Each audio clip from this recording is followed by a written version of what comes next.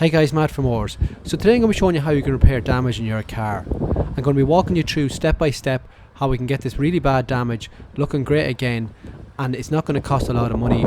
We're going to be using items that you can easily use at home: rattle cans for the paint, masking tape, sandpaper, all very cheap stuff. Okay, so the first thing we want to do is get access to the back of this panel. We're going to want to push out this body line as much as we can before we would add any sort of body filler or start doing any sort of sanding. So that's the first thing we're going to do. So let's jack the car up, remove all the wheel nuts, remove the wheel so we can get access to the mud liner that's behind. So you'll find the liner on your car is normally held in with a couple of bolts, a couple of plastic clips, a couple of pop clips, but these are really easily removed.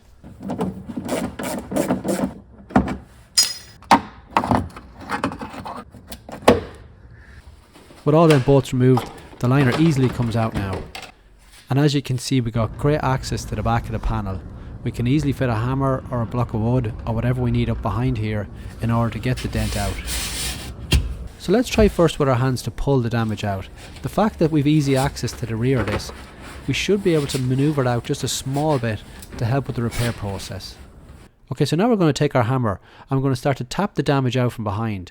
We're going to start just below the body line and just use little blows to push the damage out.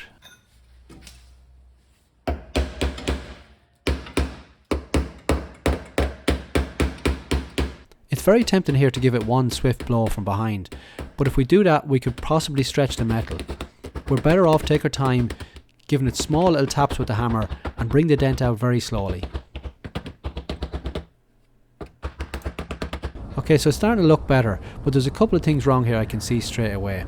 We can see there's a huge high spot just there, and there's also a low spot just below that there, so we're going to want to rectify that before we continue on.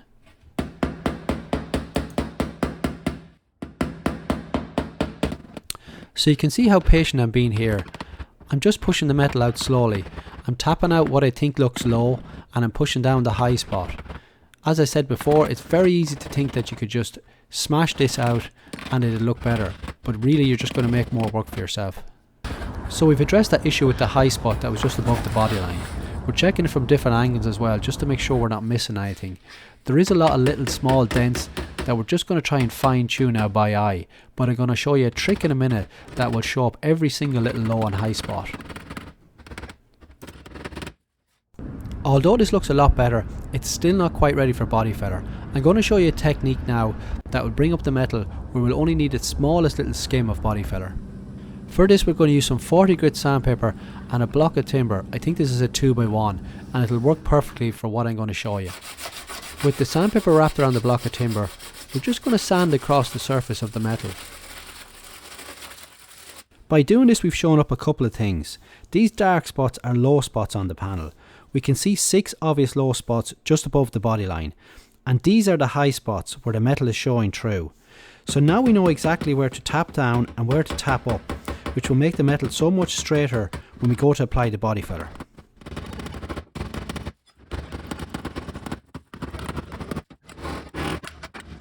So with all the metal work done, we're now ready for the body filler.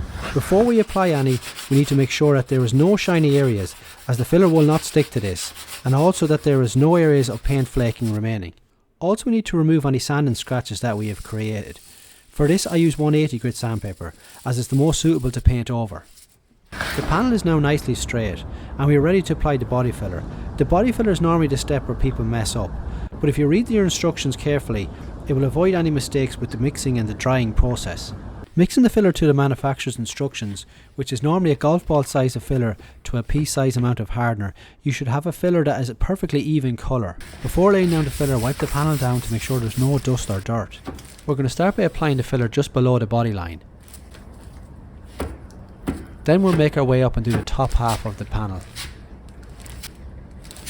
It looks a little bit messy at the start, but with a few swipes of the filler's card, it'll start to take the shape of the panel. At this point don't worry if the body filler looks uneven. Remember, we're going to be sanding this with 40 grit then 80 grit sandpaper, and we're probably going to be applying a second coat of body filler as well. So after 20 minutes the body filler will be hard. Now we need a mask and eye protection, and as I said we'll be starting with 40 grit sandpaper and then moving up to 80 grit using a block. So with the sandpaper wrapped in the block of timber, we're just going to take away the rough edges on the body filler.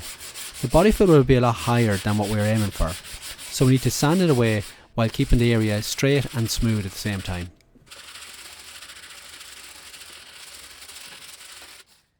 With the 80 grit sandpaper, we're going to perfect the body filler. We're trying to mimic the shape of the panel. This body line is going to be quite tricky to copy, so what I'll do is get a bit of timber, drill a hole in it, then we can push a marker through the centre of it. Using my hand then as a guide, along the bottom edge of the panel, I can scribe the body line in exactly the correct spot.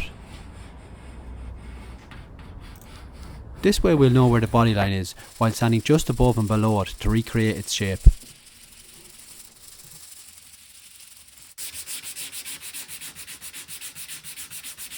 It's starting to look good, but there is some areas that need attention. If we rub our hand along body filler, you can normally feel which areas are high and low.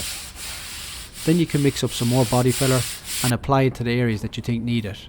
In this case, I decided to put a skim across the whole panel. Again, because it's fresh body filler, we're going to sand off the coarse layer on top of the filler. We do this before we're trying to put any shape onto the body filler. Then we can scribe our line in and start to sand above and below this line again to get the shape absolutely perfect. After about 20 minutes of sanding, I'm quite happy with the shape of the body filler. There is some pinholes in the filler that we can address shortly, and there is some rough scratches along the edge, which we can sand away with some 180 grit sandpaper. Once we've done that, we'll be ready for the primer and paint.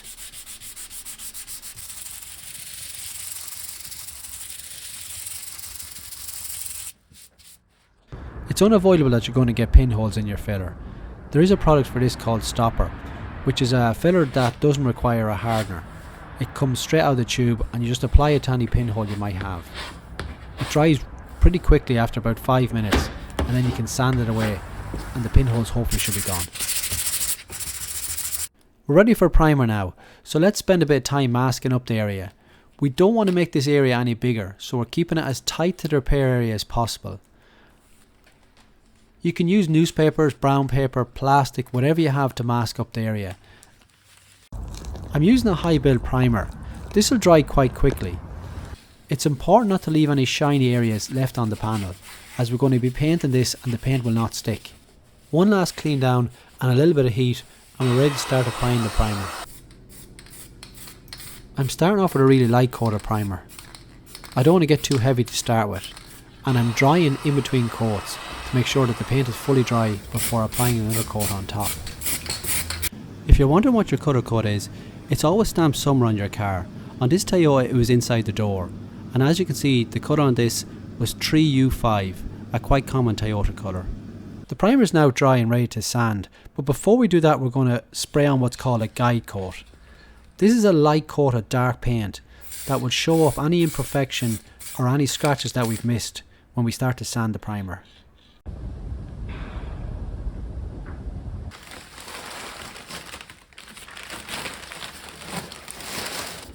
At this stage it's wise to remove any badges or stickers that might be in the way, and I'm using what's called a caramel wheel here to remove the glue from the panel. I'll leave a link in the description to all the products used. To sand the primer we'll have to use a lot less abrasive sandpaper. In this case we're using 600 with a sprinkle of water, and this is sufficient to sand away the primer. When sanding the primer it will sound rough in the areas that need more sanding, and when you have sanded enough the sandpaper will easily glide over the surface. The important thing is to not break through the primer. Also when the black guide coat disappears, we know that the primer is now fully sanded. If there's any trim that can be removed, it's always best to do so, as it will ensure a better finish. And then we can begin to sand the entire panel with 600 grit sandpaper and water to prepare for the top coat. It goes without saying that a dust-free area is crucial for spray painting, so we make sure to clean up and remove any dust that might be in the area. So for the final mask up, we want to take the time to ensure we cover everything we don't want to paint. I think all of us have seen a car where a poor job was done with the masking, and we don't want that.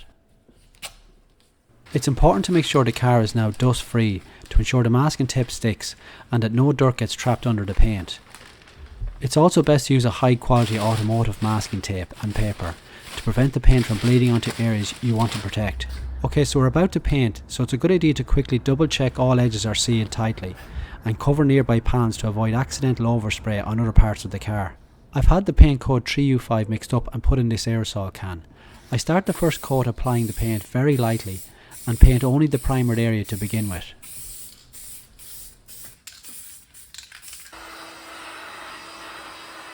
The second coat I'm going to be applying much heavier, and I'm going to add the layers until it matches the original paint, but also I'm being careful not to let the paint run.